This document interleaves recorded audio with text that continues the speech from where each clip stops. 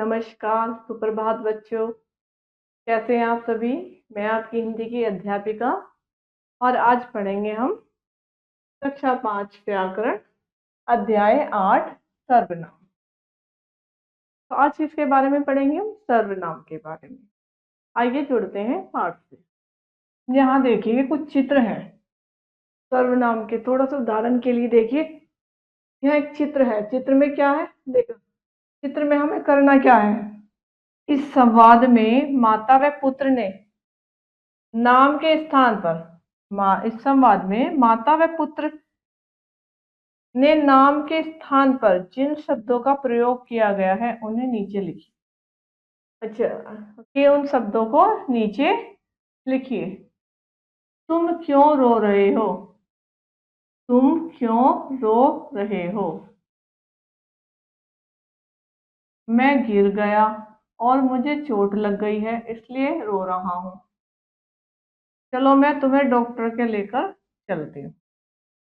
देखो इसमें क्या है, इस संवाद में माता व पुत्र के नाम पर जिन शब्दों का प्रयोग किया गया है वो हमको यहाँ पर लिखने हैं। कौन कौन से हैं वो शब्द? आइए लिखते हैं।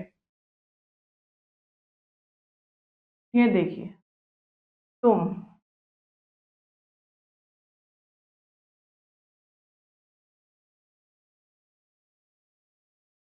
तुम,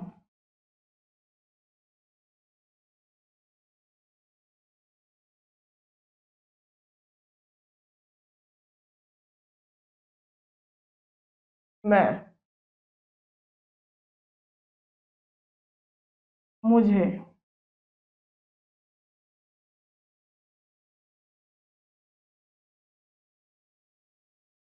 कौन कौन से शब्द है? तुम, मैं, ठीक है, तुम्हें,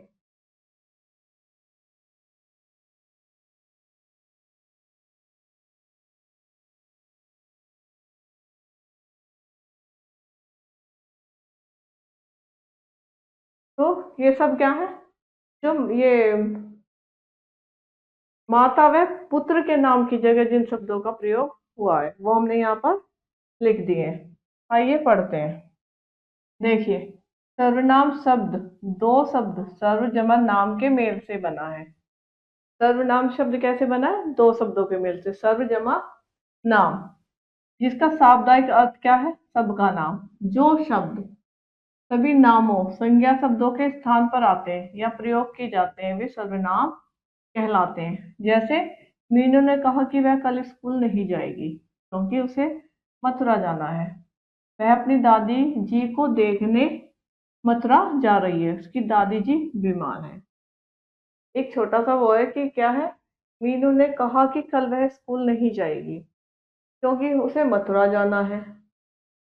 वह दादी जी को देखने मथुरा जा रही है, उसकी दादी बीमार है। अब देखिए, उपयुक्त गद्यांश में मीनू नाम की आवृत्ति से बचने के लिए मीनू के स्थान पर वह, उसे, अपनी दादी, उसकी, ये देखिए शब्दों का प्रयोग किया गया है। तो ये शब्द क्या है? सर्वनाम कहलाते हैं। ठीक है, संज्ञा के स्थान पर प्रयोग किए जाने वाले शब्दों को सर्वनाम कहते हैं। अच्छा, बात पते की। अच्छा, बात पते की क्या है? देखिए, बात पते की संज्ञा शब्दों के बार बार प्रयोग होने से उत्पन्न अस्पष्टता और असहजता को दूर करने के लिए सर्वनाम शब्दों का प्रयोग किया जाता है। तो आपको समझ में आया बच्चों सर्वनाम? आइए पढ़ते हैं सर्वनाम के भेद। देखिए, अब पढ़ेंगे सर्वनाम के भेद। सर्वनाम के 6 भेद होते हैं। ये क्या है? सर्वनाम। और ये सर्वनाम के भेद: पुरुषवाचक सर्वनाम, निजवाचक सर्वनाम, निश्चयवाचक सर्वनाम, अनिश्चयवाचक सर्वनाम, संबंधवाचक सर्वनाम, प्रश्नवाचक सर्वनाम। सर्वनाम के भेद बड़े कितने भेद होते हैं? 6 भेद होते हैं। कौन कौन से?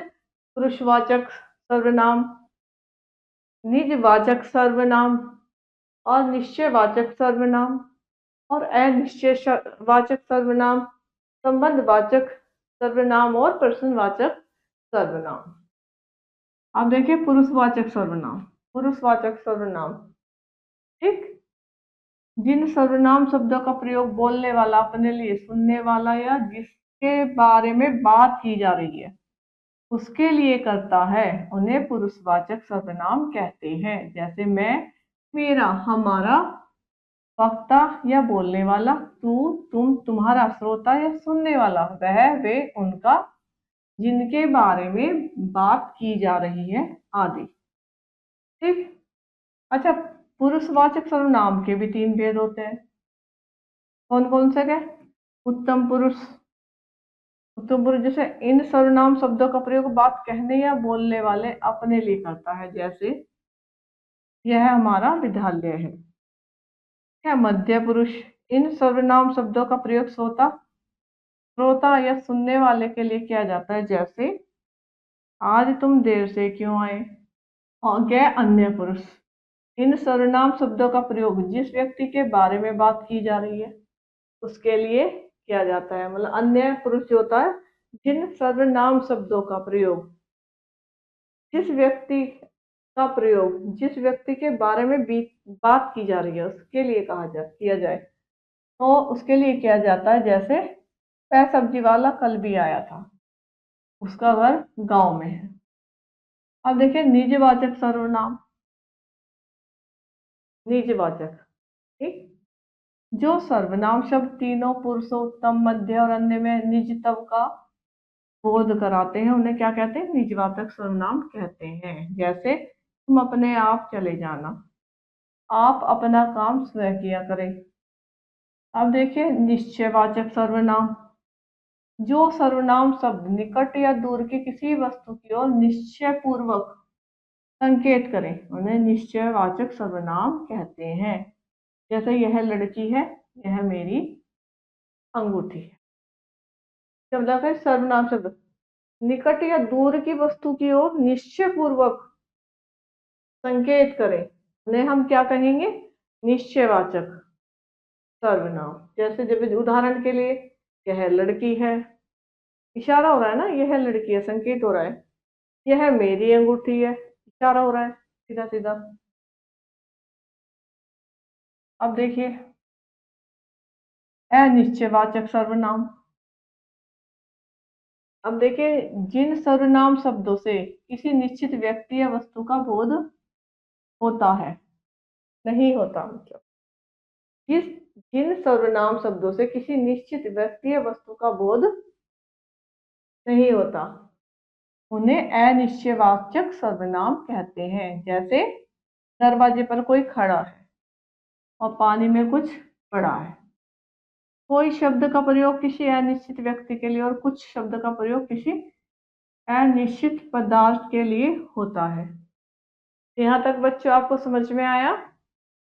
चलिए आगे। अब देखिए संबंधवाचक सर्वनाम। संबंधवाचक क्या होता है? संबंधवाचक सर्वनाम, आइए पढ़ते हैं। जो सर्वनाम शब्द किसी दूसरी संज्ञा या सर्वनाम से संबंध दिखाने के लिए प्रयुक्त हो उन्हें क्या कहते हैं? संबंधवाचक सर्वनाम कहते हैं। जो सर्वनाम शब्द किसी दूसरी संज्ञा या सर्वनाम से संबंध दिखाने के लिए प्रयुक्त हो उन्हें हम क्या कहते हैं? संबंधवाचक सर्वनाम कहते हैं। जैसे जहाँ चाह होती है वहां राह होती है, जिसने जैसा किया उसने वैसा पाया। समझ में? अब देखिए प्रश्नवाचक सर्वनाम। जिस सर्वनाम शब्द से किसी प्रश्न का बोध होता है उसे क्या कहते हैं? प्रश्नवाचक सर्वनाम कहते हैं। जैसे आप कैसे हैं, सुरेश क्या खा रहा है। जैसे किसी में प्रश्न का, तुमने क्या खाया, है क्या खा रहा है, वह कैसा है, कहाँ सो रहा है, जिनमें इनमें प्रश्न का बोध होता है, क्या होता है वो? प्रश्नवाचक सर्वनाम। देखिए इन वाक्यों में कैसे और क्या शब्द प्रश्नवाचक सर्वनाम है। कैसे शब्द का प्रयोग प्राणियों के लिए और क्या शब्द का प्रयोग जड़ पदार्थों के लिए किया गया है। तो आज का अध्याय हमारा यहीं समाप्त होता है। आशा करती हूँ आपको समझ में आया होगा। और बेहतर करने के लिए आप इसका अभ्यास अवश्य करें, खुद करें। हम मिलेंगे आपसे नई कक्षा में एक नए अध्याय के साथ। जब तक के लिए नमस्कार, धन्यवाद।